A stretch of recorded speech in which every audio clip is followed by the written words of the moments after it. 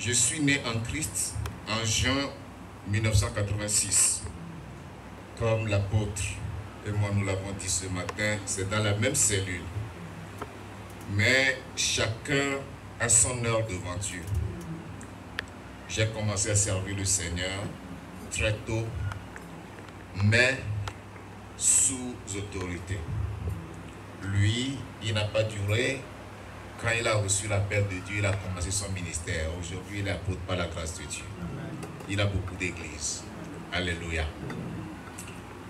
La place que Dieu lui a donnée, l'onction que Dieu lui a mis sur lui, a fait qu'il est au-dessus de moi. C'est pourquoi je le traite avec beaucoup de respect. Et pour ceux qui étaient ici le 6 août 2022, c'est lui qui m'a imposé la main. C'est lui qui m'a ordonné. Vous en êtes témoin. C'est pourquoi je ne peux pas passer ce jour sans lui faire appel. Et c'est pour moi une grande joie qu'il soit là ce matin pour nous conduire dans cette cérémonie merveilleuse. Alléluia. Alors, j'ai un grand témoignage à donner. J'ai un grand témoignage à donner parce que il était arrivé que le 5 juillet 2023, le 5 juillet de cette année, je fasse précipitamment un voyage au Togo. Qu'est-ce qui a occasionné ce voyage? C'était ma santé. Et comment cela a commencé? Cela a commencé dans la période du 20 mars au 1er avril. Certains peuvent se souvenir. Du 20 mars au 1er avril, nous étions en retraite à la montagne de prière, à Ndouania. Ndouania, je pense, c'est à 80 km d'ici, hein, quelques 5 ou 7 km de Kango. Dans la brousse, il n'y a aucune maison proche là-bas. Et pendant le jeûne et la prière, à cause des insectes, je portais des bas. Et je ne faisais pas attention à mon pied. Un soir, j'enlève le bas, j'ai constaté que le pied gauche là était vraiment enflé. J'ai dit, comme j'ai un souci de kyste rénal et que je ne bois pas, c'est ça qui est la cause de l'enflement de mon pied. Alors, je vais entrecouper mon jeûne d'eau. Donc, j'ai commencé à boire. Et quand j'ai commencé à boire, j'ai remarqué que ça diminuait un peu. Nous sommes rentrés ici le 1er avril. Ça a continué. Je suis allé voir mon médecin qui m'a dit non, c'est une insuffisance veineuse. Donc, il m'a prescrit une ordonnance que j'ai payée. Je faisais le massage, je buvais les comprimés. Mais, franchement, ça n'allait pas. Jusqu'au mois de juin. Au mois de juin, nous étions retournés encore à la montagne de prière. C'était du 20 juin, non, 20... Attendez, j'ai noté ça, je pense à partir du 22 juin. 22 juin, nous étions partis. Voilà, nous étions partis encore le 22 juin. Et quand j'allais, j'ai dit à l'apôtre que je retourne à la montagne pour une semaine. Parce que c'était prévu, c'était un grand programme qui a été prévu. Mais vu mon état de santé, vu le pied qui s'enflait, j'ai dû modifier le programme pour aller faire seulement quelques jours et revenir. Donc je lui ai dit, il a dit, fais attention à toi. Il ne faut pas que tu te prives de nourriture, de boisson à cause de ton état de santé. J'ai pris bonne note. Donc cette fois-ci qu'elle était retournée, je buvais et je prenais des aliments très légers, étant toujours dans l'esprit de prière. Mais avant d'y aller, un soir, nous étions à la mi-juin. Après une réunion, j'étais rentré dans la chambre pour me changer. Mon épouse était là. Et quand elle a vu, elle a dit, regardez, non seulement le pied enflé, mais jusqu'à la cuisse, au mollet, tout ça là c'est enflé. Bon, c'est vrai? Ok, qu'allons-nous faire? Dis-moi, tu vas aller au Togo. Tu vas voyager. Et notre programme était que je descende au Togo, je traverse la frontière pour aller au Ghana pour me faire soigner. Mais voilà ce qui va se passer. Nous revenons de la montagne. Je pense que nous sommes revenus à la fin du mois de juin. je pense le 28 juin, nous sommes arrivés. Dimanche, qui était le 1er juin, le 1er juillet autant pour moi, le 1er juillet, après le culte le soir, après avoir mangé, j'étais à table, on discutait, je discutais avec ma femme, et puis elle a dit qu'elle avait sommeil. Donc, je lui ai dit, bon, va dormir, je vais te retrouver. J'étais resté là un peu longtemps. À un moment, je me souviens que je m'étais levé pour rentrer dans la chambre, mais j'ai fait un tour par les sanitaires pour me soulager. C'est tout ce dont je me souviens. Je ne sais plus ce qui s'était passé. C'est tard au milieu de la nuit. Bon, là, même si je dis milieu de nuit, je n'étais conscient de rien. Ce n'était qu'à 4 heures que je m'étais réveillé. Je m'étais retrouvé sur le canapé, entouré de toute la maison. Je demande qu'est-ce qui s'est passé. Il retombe, c'est à nous de te demander ce qui s'est passé. Je ne savais pas ce qui s'est passé. On me dira qu'ils m'ont trouvé allongé devant la porte de la chambre. On m'a soulevé pour me déposer là-bas, ils ont pris, ils ont tout fait. Je n'ai rien su. C'est à 4 heures que j'ai pris conscience. Ok. Le lendemain, je sentais les symptômes de paludisme. Donc j'ai commencé à prendre Artifort. Mardi le 4. Hein? C'est ça? Est-ce que j'ai bien compté la date? Est-ce que c'était le dimanche le 1er? Oui, c'est ça. 2, 3, 4. Oui, le 4. Qui était la veille de mon voyage. Parce que je devais voyager le 5. J'ai demandé qu'on me fasse la perfusion. On a placé la première perfusion qui est finie. On a placé la deuxième. Et j'ai senti le besoin de me soulager. Je me lève, je vais dans les sanitaires. Je n'arrive pas à évacuer les urines. C'était un début de rétention urinaire que je devais supporter jusqu'au lendemain matin. Parce que c'est déjà le soir que ça a commencé. J'ai passé une nuit cauchemardesque. C'est-à-dire que je ne pouvais pas dormir. J'ai fait 1000 tours aux toilettes sans pouvoir rejeter une seule goutte d'urine. Le lendemain matin, la convocation était à 6 heures. J'ai dû envoyer les enfants remplir les formalités avant que je les retrouve. Quand j'étais à l'aéroport, je m'étais transformé en athlète. Je faisais toute forme de gymnastique. C'est-à-dire que pour camoufler ce que je subissais, quelqu'un qui n'a pas pissé depuis la nuit jusqu'au lendemain. Et c'est dans cet état que j'étais monté dans l'avion. Dans l'avion, c'est comme si l'avion tournait autour de moi. J'ai parlé à celui qui est à côté de moi. Il dit, ah, si c'est comme ça, il faut alerter les hôtesses là. Donc j'ai fait appel à une hôtesse. Je lui ai dit, voilà, si vous avez un calmant, donnez-le-moi. Si ce n'est pas le cas, faites en sorte que quand l'avion va atterrir, je descends le premier. Et ils m'ont amené en classe affaires. Dès que l'avion atterrit, j'étais le premier à descendre. À l'aéroport de Lomé, c'est des cars qui prennent les passagers de la piste, c'est ça? Oui, à la salle. J'étais monté le premier. À peine 5 ou 7 personnes m'ont rejoint. Quand le chauffeur m'a vu, il a dit, papa, qu'est-ce que tu as? J'ai dit, j'ai eu une rétention urinaire. Il a démarré le car. Il m'a déposé. Je suis rentré là. Les formalités, vite, vite. Quand l'agent de Covid-19 m'a vu, il a demandé votre vaccination, je n'en ai pas. Et votre test Covid, j'ai dit, je n'en ai pas. Dit, ah, là maintenant je vois là, vous devez payer encore 5 000, mais passez. Il m'a laissé passer. Amen. Alléluia. J'attendais les bagages. Pendant que j'étais là, ça n'allait pas. Il a fallu que je me mette à genoux, que je m'appuie sur une chaise. Les agents d'Askai qui étaient au sol m'ont entouré. Papa, qu'est-ce qui ne va pas? J'explique. Bon, donne ta talonnette. J'ai remis la talonnette. Eux-mêmes devaient aller chercher mon sac. Ils m'ont amené dehors. Ceux qui devaient venir me chercher à l'aéroport étaient déjà là. La voiture était là.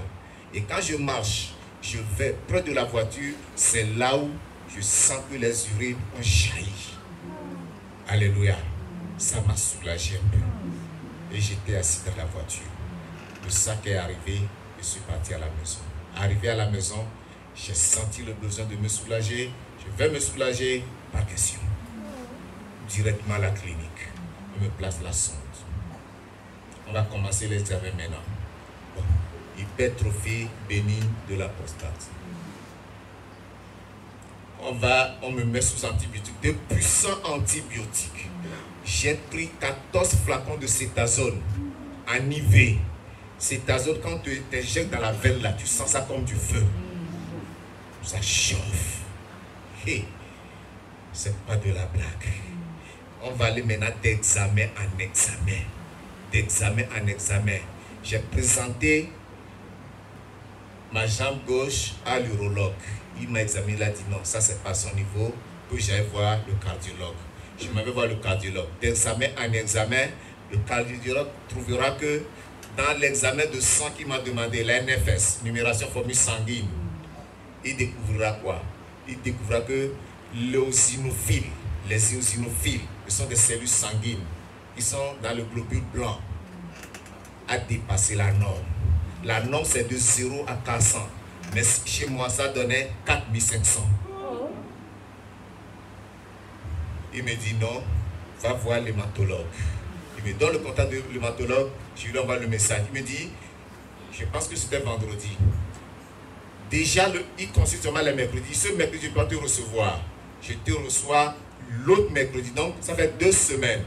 J'ai dit, ok, si c'est comme ça, j'ai un Dieu, il faut que j'aille chercher ce Dieu. Voilà comment je vais ramasser mes effets pour aller encore en brousse. Je vais à la montagne pendant 3 jours de prière dans cet état. Mais j'étais très fébrile, hein, je vous dis, j'étais très fébrile et j'avais horreur de l'eau froide. Je ne pouvais pas toucher l'eau froide. Je me lavais à l'eau chaude, bien chaude. Parce que l'eau froide ne pouvait pas toucher mon corps. Mon corps était comme glacé. Et j'étais allé à la montagne. Et pendant la prière, le Seigneur dira, j'ai enlevé la maladie. Amen. Mais quand je reviens, je refais la NFS, c'est à 4900. Ça n'a pas diminué. Mais le Seigneur m'a dit qu'il a enlevé la maladie. Je dis, Seigneur, je crois ce que tu as dit. Mais pendant que j'étais à la montagne, c'est après que la soeur me le dira, il y a une soeur qui était ici, qui était au Bénin. Il m'a dit, papa, je t'ai vu quand tu étais sur la montagne. Jésus était descendu avec des anges. Ils t'ont opéré. Ils ont nettoyé ton organisme. Amen. Alléluia. Amen. Alléluia. C'est comme ça que j'irai voir maintenant l'hématologue. L'hématologue, ce sont des médecins spécialisés dans le traitement de tout ce qui a rapport avec le sang. Il va demander la NFS. Je fais la NFS. C'est toujours à 4900. Il dit, bon, on va faire 2 examens. Il a fait plusieurs examens. Je vais mentionner seulement les nécessaires. Il a fait l'examen qu'on appelle le myélogramme. Le myélogramme, c'est un examen qui consiste à soutirer, à extraire la moelle des os. Et il va prélever ça dans l'os de la poitrine. Il ponctionne la poitrine sans anesthésie. Quand j'ai vu l'aiguille là, j'ai dit, oh, c'est un éléphant qu'on va piquer avec ça. Mais il m'a piqué ça, je ne vous dis pas. Je cale cette douleur pour moi seul. On a fait l'examen. Il m'a dit, l'examen là, pour que les résultats sortent, il faut attendre la 2e semaine. Mais, puisque toi tu viens de l'étranger, je vais précipiter ton examen pour te donner les résultats. Le lendemain matin, autour de 10h, on m'appelle, viens vite, parce que les cellules se sont anormalement multipliées. Je vais le voir, il me montre les résultats, dit, là ça ne va pas. Tu vas faire notre examen. Cet examen s'appelle F1, attendez, F1L, attends, ils ont écrit dessus, ils ont des formules bizarres là, voilà, F1P1L1-PDG-FRA. Et cet examen n'existe pas au Togo. Il me fait le prélèvement et l'envoie en France au laboratoire Serba. Un examen qui va arriver dans la 2e semaine. C'est cet examen qui devait révéler ce qu'il soupçonnait. Il soupçonnait quoi? La leucémie, c'est-à-dire le cancer de sang.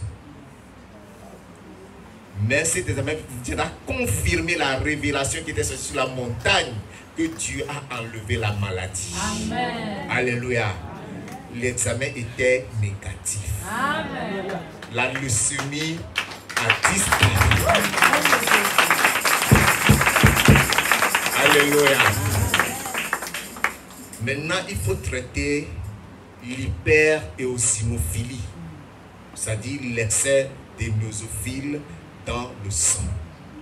Et c'est un traitement coûteux. Le médecin m'a dit, le médicament que je vais te prescrire est très coûteux. La boîte est à 1 600 000. Je devais faire un traitement de longue durée. Je l'ai regardé. Il m'a dit, t'inquiète, ça va aller. Il me dit, tout ce que je vais t'inscrire dans un programme de prise en charge. Le programme te prendra en charge. Alléluia.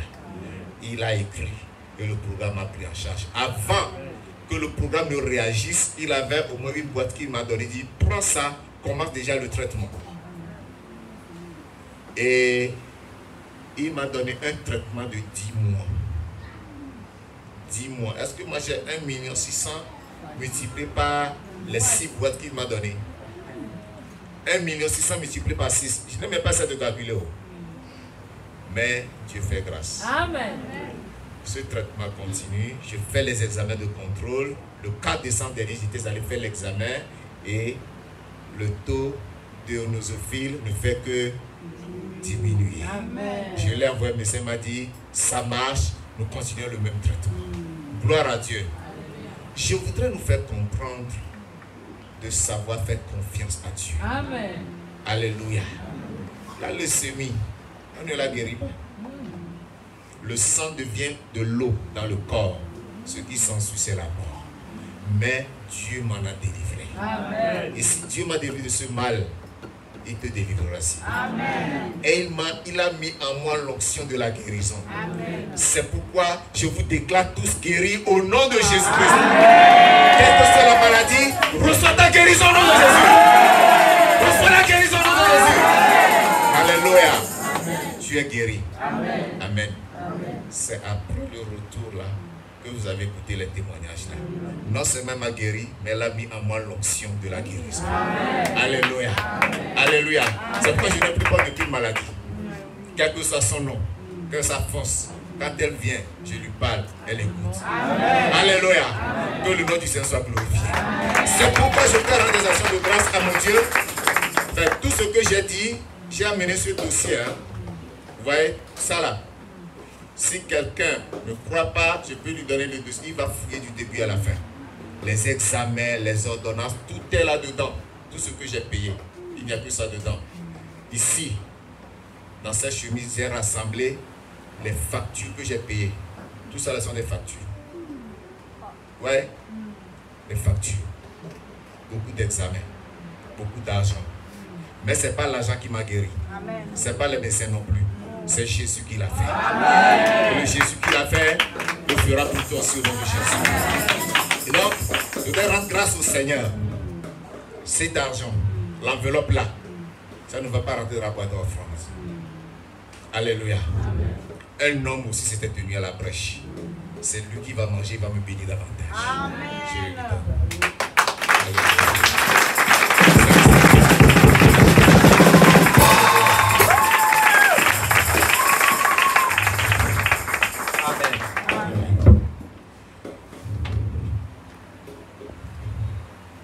Seigneur qui est au contrôle restera toujours au contrôle. Amen. Nous avons parlé de 10 lépreux. L'autre est revenu, il a dit totalement, tu es guéri totalement. C'est pourquoi, au nom de Jésus et le sang qui guérit, te purifie corps, âme et esprit. Amen. Au nom de Jésus. Amen. Amen. Alléluia. Je voudrais par la même occasion remercier tous ceux qui m'ont soutenu. N'importe quel soutien moral, financier, spirituel. De remercier tous ceux qui ont appris ma maladie et ont prié pour moi. Même si c'est une seule fois que tu as dit Seigneur, souviens-toi ton serviteur, c'est suffisant. Il a entendu. Que Dieu te bénisse. Je vais remercier tous ceux qui m'ont aidé aussi financièrement. Les chefs de mon épouse, quand ils ont appris, ils n'ont pas hésité. Ils ont fait des enveloppes. Je les remercie tous. Ils ne sont pas là, mais tu leur diras que je les remercie une fois de plus. Alléluia. Je remercie l'église de la franchise parce que vous êtes merveilleux. Vous étiez tenus à la brèche, vous avez prié et je suis parmi vous. Tant que Jésus n'a pas dit que cet honneur, ce n'est pas mon honneur. Alléluia. Il ne m'a pas dit que je périrai. Mais il m'a dit, allons de l'autre bord. Alléluia. Avec lui, j'irai de l'autre bord. Avant de terminer, je vais demander à nos chanteurs de nous livrer mes chansons préférées pour remercier le Seigneur. Alléluia.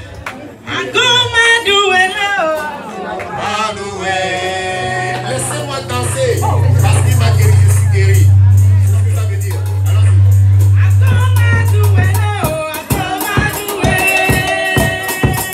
Alléluia. Il y en a qui ne comprennent pas la chanson là.